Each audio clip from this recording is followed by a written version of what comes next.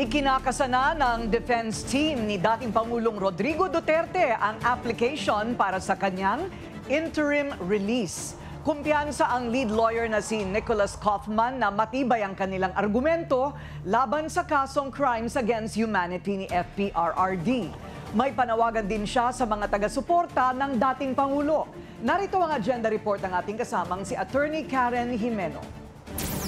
Dapat igalang ang judicial process sa pagdinig ng kaso ni dating Pangulong Rodrigo Duterte. Binigyang diin yan ng lead defense counsel ni Duterte na si Nicholas Kaufman. Sa panayam ko kay Kaufman dito sa The Hague, pinaliwanag niya na bagamat malugod na tinatanggap ang buhos ng suporta sa dating Pangulo, dapat anyang isang tabi ang usaping politika.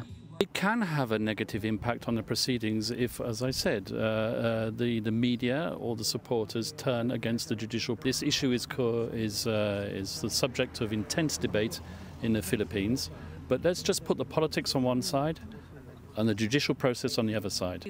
Naniniwala si Kaufman na matibay pa ring argumento ang usaping sa kinikwestyong jurisdiction ng ICC.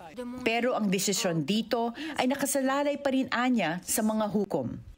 Sa usapin naman ng posibleng hinihiling interim release para kay Duterte, sinabi ni Kaufman na maituturing na komplikadong proseso ito. Interim release is a right, and it can only be tempered by three factors.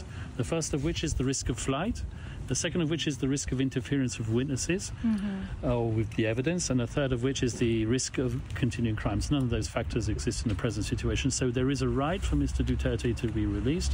We are working on that, but the timing of when we intend to introduce such an application is yet to be decided. Tiniyak ni Kaufman na maayos ang kalagayan ng kanyang kliyente sa kabila ng mga adjustment nito sa loob ng detention center.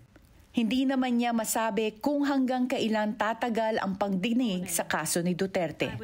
Pero umaasa siyang tatanggapin ng korte ang lahat ng kanyang mga isusumite sa pagtatanggol sa dating Pangulo. Mula sa The Hague, Netherlands, Attorney Karen Jimeno, Bilyonaryo News Channel.